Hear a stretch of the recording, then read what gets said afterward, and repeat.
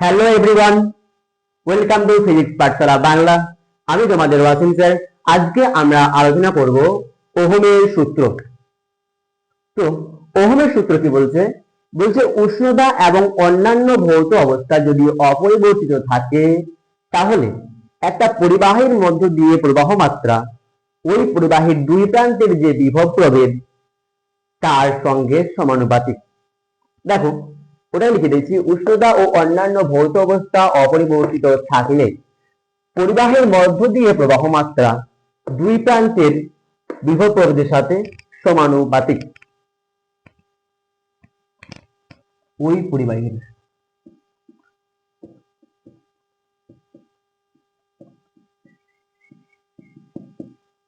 পরিবাহীর দুই প্রান্তের বিভব প্রভেদের সঙ্গে সমানুপাতিক। তাহলে এবার দেখো, ধরে একটা আমরা তড়িৎ প্রবাহ নিয়ে নিয়েছি কি, যার মধ্য দিয়ে আই কারেন্ট প্রবাহিত হচ্ছে, যার এ প্রান্তে বিভব ভি এ ধরেছি এবং বি প্রান্তে বিভব ধরেছি আমরা ভিবি। ধরি একটি তড়িৎ প্রবাহী এ বি, যার মধ্য দিয়ে আই তড়িৎ প্রবাহ মাত্রা হচ্ছে। তড়িৎ প্রবাহকে আমরা আই দিয়ে দেখাই। এ প্রান্তে বিভব ভি এ এবং বি প্রান্তে বিভব ভিবি। ভি এ ভি এর থেকে বেশি। এবার দেখো, যে প্রান্তে বিভব বেশি হবে সেই প্রান্ত থেকে কারেন্ট প্রবাহিত হবে কোন দিকে? না, যে প্রান্তে বিভব কম। উচ্চ বিভব থেকে নিম্ন বিভবের দিকে তড়িৎ প্রবাহ হবে।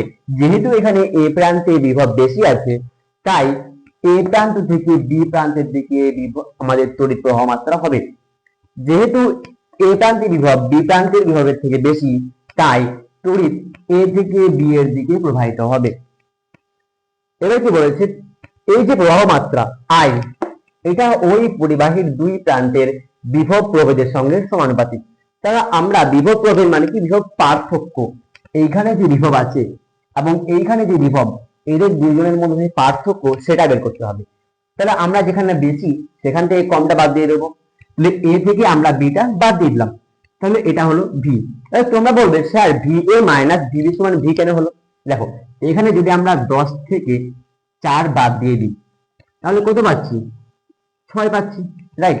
তাহলে একটা সংখ্যা থেকে আরেকটা সংখ্যা বাদ দিলে আমরা তো একটা সংখ্যাই পাচ্ছি, তাই না? ঠিক সেই রকমই একটা বিভব থেকে আরেকটা বিভব যদি আমরা বাদ দিই তাহলে একটা বিভবই পাবো। সেই জন্যই এটা একটা বিভব পেয়ে, ঠিক আছে? এবার দেখো, ওহমের সূত্র অনুযায়ী কি বলছে? ওই প্রবাহ মাত্রা দুই প্রান্তের বিভব প্রভেদের সঙ্গে সমানুপাতিক, অর্থাৎ এর সঙ্গে সমানুপাতিক হচ্ছে আই। এবার আমরা কি জানি? এই যে সমানুপাতিক চিহ্ন আছে, এই সমানুপাতিক চিহ্ন তোলার জন্য একটা ধ্রুবকের প্রয়োজন হয়। তাহলে আমরা ভি এ মাইনাস ভিবি সমান ভি, এটা সমান, আগে আরেক লাইন করব, প্রপোর্শনাল টু আই। তাহলে এখানে ভি সমান কি করতে হবে? এখানে সমানুপাতিক যে চিহ্ন আছে এটা তোলার জন্য আমাদেরকে একটা ধ্রুবক ব্যবহার করতে হবে, সেটা ধরলাম কে। ভি সমান কে আই। কে হলো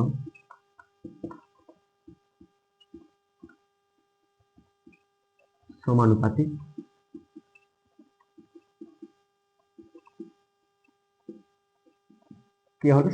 ধ্রুবক। আমরা ওহমের সূত্র অনুযায়ী কি পেলাম? ভি সমান কে আই। এবার দেখো, ভি সমান কে আই, আই সমান কি হবে? এই কেটা এইদিকে যেটা গুণ আছে সমানের ওইদিকে নিয়ে গেলে এই ভি এর নিচে নেমে যাবে। আই সমান ভি বাই কে। তাহলে এই তড়িৎ প্রবাহের সঙ্গে আমাদের যে সমানুপাতিক ধ্রুবক তার সম্পর্কটা কি? না, ব্যস্তানুপাতিক। যদি ভি ধ্রুবক হয়, এখানে ভি মানে কি? দুই প্রান্তের বিভব প্রভেদ। তাহলে আমাদের দুই প্রান্তের বিভব প্রভেদ যদি আমাদের ধ্রুবক ধরে নিই তাহলে আই প্রবাহ মাত্রা, এই যে আমাদের ধ্রুবক সমানুপাতিক তার সঙ্গে ব্যস্তানুপাতিক হচ্ছে। তার মানে যদি আমরা কে এর মান বৃদ্ধি করি তাহলে আই প্রবাহ মাত্রা মান কমবে, আর যদি কে এর মান আমরা কমিয়ে দিই তাহলে আমাদের প্রবাহ মাত্রা মান বাড়বে। তাহলে আমরা এখানে দেখতে পাচ্ছি যে এই সমানুপাতিক ধ্রুবকের মান যদি আমরা বৃদ্ধি করে দিচ্ছি তাহলে ওই পরিবাহীর মধ্য দিয়ে যে তড়িৎ প্রবাহ হচ্ছে সেটা কিন্তু আমাদের কমে যাচ্ছে। তার মানে কি? আবার যদি আমরা এই কে সমানুপাতিক ধ্রুবক তার মানটা যদি আমরা কমিয়ে দিই তাহলে কিন্তু তড়িৎ প্রবাহের মাত্রা বেড়ে যাবে। তার মানে এখান থেকে যে কে রয়েছে, এই কেটা একটা বাধা স্বরূপ কাজ করছে। দেখো, এই কে এর মান যদি আমরা বাড়িয়ে দিচ্ছি তাহলে আমাদের তড়িৎ প্রবাহ মাত্রা কমে যাচ্ছে। মানে এই তড়িৎদ্বারের মধ্যে এমন কোন জিনিস যেটা কে, সেটা যদি আমরা বাড়িয়ে দিই তাহলে এর মধ্যে দিয়ে তড়িৎ প্রবাহ মাত্রা কিন্তু কমে যাচ্ছে। আর যদি আবার এটা কমিয়ে দিই তাহলে তড়িৎ প্রবাহ মাত্রা বেড়ে যাচ্ছে। তাই এই কে কে বাধা প্রদানকারী বলা হয়, যাকে বলা হয় রোধ। তো চলো আমরা যতটুকু বলেছি সেটা আমরা লিখে দিই। আমরা যা যা বললাম সেগুলো সব লিখে নিয়েছি। কি না, যদি দুই প্রান্তে বিভব প্রভেদ অর্থাৎ ভি অপরিবর্তিত থাকে তাহলে কে এর মান বাড়লে আই এর মান কমছে, এবং কে এর মান কমলে আই এর মান বাড়বে। এটা আমরা ভালো করে বুঝেছি। এবার দেখো, কে হলো এমন একটা ধ্রুবক যা আয়ের মানকে, আয়ের যে মান সেটা মানকে বাধা দিচ্ছে। তাই আমরা কি বললাম, একে বলা হয় পরিবাহীর বাধা দেয়, তাই একে বলা হচ্ছে কি পরিবাহীর রোধ। এবং এই কে কে আর দ্বারা দেখানো হয়। অতএব কে এর জায়গায় আমরা এবার কি করবো না আর বসিয়ে দেবো।